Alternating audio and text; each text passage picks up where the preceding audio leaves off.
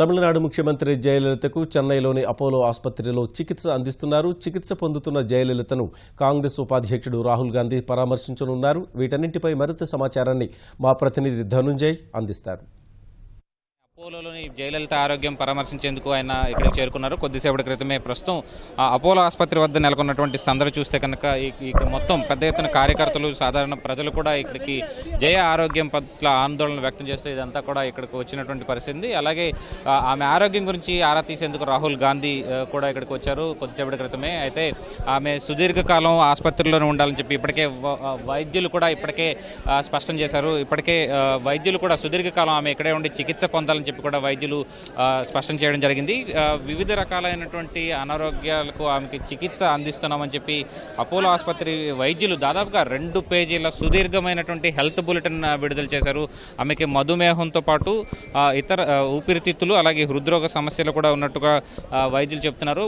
తీవ్రమైన మధుమేహంతో గత కొంతకాలంగా ఆమె బాధపడుతున్నారు. అలాగే ఆమెకు ఆస్తమా లాంటి వింటర్ బ్రాంకైటిస్ ఆస్తమా లాంటి వ్యాధి కూడా ఉంది. ఈ నేపథ్యంలో ఆమెకు వివిధ రకాలైనటువంటి చికిత్సలు, సమగ్ర చికిత్సా ప్రణాళికను సిద్ధం చేశారు ఇక్కడ వైద్య నిపుణుల బృందం, అపోలోలో ఉన్నటువంటి వైద్య నిపుణుల బృందం. అలాగే ఢిల్లీ ఎయిమ్స్ నుంచి కూడా 3 ప్రత్యేక వైద్య నిపుణులు కూడా ఇక్కడ చేరుకోవడం జరిగింది. నిన్నటి నుంచి కూడా ఆమెకు వైద్యం అందిస్తూనే ఉన్నారు నిరంతరంగా. ఊపిరితిత్తుల నిపుణుడు డాక్టర్ ఖిల్నాని, అలాగే అత్యవసర చికిత్సా వైద్య నిపుణుడు అంజన్, అలాగే ఇతర వైద్య నిపుణులు కూడా ఇక్కడికి వచ్చారు. అలాగే లండన్కు చెందినటువంటి రిచర్డ్ బీలే కూడా ఇక్కడికి వచ్చారు. ఆయన ఊపిరితిత్తుల నిపుణుడితో పాటు అత్యవసర వైద్య చికిత్స నిపుణుడు కూడా కావడం విశేషంగా చెప్పుకోవాలి. ఆయన కూడా ప్రత్యేకంగా సెప్టెంబర్ 30వ తేదీని కూడా ఆయన ఇక్కడే ఉండి జయకు వైద్యం అందించారు. అలాగే ఇప్పుడు మరొక మారు లండన్ నుంచి అత్యవసరంగా ఆయన ఇక్కడికి రావడం జరిగింది. అయితే ప్రస్తుతం వీరందరూ కూడా జయలలితకు వివిధ రకాలైన చికిత్సా ప్రక్రియలను అందిస్తున్నారు. ఇక్కడ రేడియేషన్ అలాగే ఇతర ల్యాబ్కి సంబంధించినటువంటి అన్ని టెస్టులను కూడా చేస్తున్నాం. నిరంతరం ఒక వైద్యుల బృందం ఆమెను పర్యవేక్షిస్తూనే ఉంది. అలాగే అవసరమైనటువంటి వైద్య ప్రణాళికలను అందిస్తూనే ఉందని చెప్పి కూడా చెన్నైకి చెందిన అపోలోకి చెందినటువంటి వైద్యులు నిన్న బులెటిన్లో పేర్కొనడం జరిగింది. అయితే ఆమె ఆరోగ్య పరిస్థితి కాస్తంత గందరగోళంగానే ఉంది. మరింత మెరుగుపడాల్సి ఉంది. ఇప్పటికీ గడిచిన 16 రోజులుగా కూడా ఆమెకి చికిత్స అందిస్తున్నప్పటికీ కూడా మరికొంత ఆరోగ్యం క్రమంగా మెరుగుపడుతున్నప్పటికీ కూడా మరికొన్ని కొత్త సమస్యలు కూడా పుట్టుకొచ్చాయని చెప్పి కూడా వైద్యులు చెప్తున్నటువంటి పరిస్థితి. ఈ నేపథ్యంలోనే ఆమెకు వివిధ రకాలైనటువంటి సమగ్ర చికిత్సా ప్రణాళికను, వైద్య చికిత్సా ప్రణాళికను కూడా సిద్ధం చేయడం జరిగింది. అలాగే వివిధ రకాలైన చికిత్సలను కూడా ఆమెకు అందించడం జరుగుతోంది. ప్రత్యేకించి ఊపిరితిత్తులకు సంబంధించినటువంటి అంశంలో కూడా ఎక్కువ చికిత్సలు నిర్వహించినట్టుగా తెలుస్తుంది. అలాగే ఒక కాలికి సంబంధించినటువంటి చికిత్సను కూడా ఆమెకు వైద్యులు చేసినట్టుగా కూడా తెలుస్తోంది.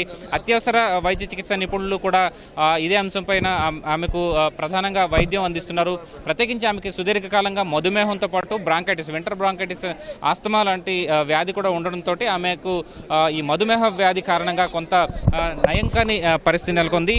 దీంతోనే సుదీర్ఘకాలం ఆమె ఆసుపత్రిలోనే ఉండి చికిత్స అందించాల్సి ఉందని చెప్పి ఇక్కడ వైద్యులు చెప్తున్నటువంటి పరిస్థితి. అయితే ఆమెకు శక్తివంతమైన యాంటీబయాటిక్స్ కూడా అందిస్తున్నారు. ఈ గడిచిన 15 రోజులుగా కూడా ఆమెకు ఇదే తరహా వైద్యం అందుతోంది.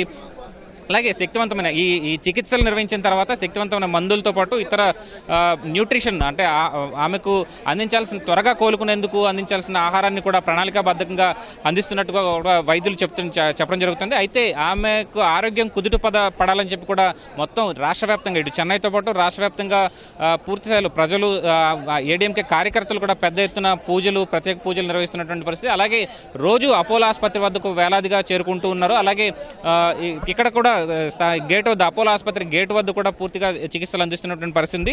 అలాగే అయితే ప్రస్తుతం జయలలిత వద్ద మాత్రం ఆమె సన్నిహితురాలు శశికళ, అలాగే ఇళ్లవరసితో పాటు ప్రభుత్వ ప్రధాన కార్యదర్శి రామ్మోహన్ రావు, అలాగే ఇతర ఇద్దరు ముఖ్యులైన అధికారులు మాత్రమే జయలలిత చికిత్స పొందినటువంటి క్రిటికల్ కేర్ యూనిట్ వరకు వెళ్ళగలుగుతున్నారు. వారిని మాత్రమే కేవలం అనుమతిస్తున్నారు. మిగతా మంత్రులు కానీ, అలాగే ఏడీఎంకేకి చెందినటువంటి ఎమ్మెల్యేలు, మంత్రులు కూడా ఇక్కడే బయటే వేచి ఉండాల్సినటువంటి పరిస్థితి ఉంది. మొత్తం ఇక్కడైతే ఇతరులెవరిని అనిపించట్లేదు. అయితే నిన్న జయలలిత దత్తకుమారుడు కూడా సుధాకర్ను కూడా ఇక్కడికి వచ్చి లోపలికి వెళ్లేందుకు ప్రయత్నించారు. అయితే పోలీసులు అడ్డుకోవడంతో ఆయన వెనుతిరిగి వెళ్లిపోవడం జరిగింది. ఇక కాంగ్రెస్ ఉపాధ్యక్షుడు రాహుల్ గాంధీ మాత్రం ఆమె ఆరోగ్యం పట్ల ఆరా తీసేందుకు ఇక్కడ స్వయంగా ఇక్కడికి రావడం జరిగింది. చెన్నై అపోలో ఆసుపత్రిలో కొద్దిసేపటి క్రితం వచ్చినటువంటి రాహుల్ గాంధీ అపోలో ఆసుపత్రిలో లోపలికి వెళ్లి ప్రస్తుతం జయలలిత ఆరోగ్యం గురించి వైద్యులను అలాగే శశికళ ఇతర అధికారులను కూడా అడిగి తెలుసుకున్నట్టుగా మనకు తెలుస్తుంది. కొద్దిసేపట్లో ఆయన వచ్చి దీనికి సంబంధించినటువంటి మీడియాతో కూడా మాట్లాడే అవకాశం అయితే కనిపిస్తుంది. ఇది ఇక్కడ తాజా పరిస్థితి. కెమెరా పర్సన్ భాస్కర్తో కలిసి Dhanunjay, ETV news, Chennai. Vote studio.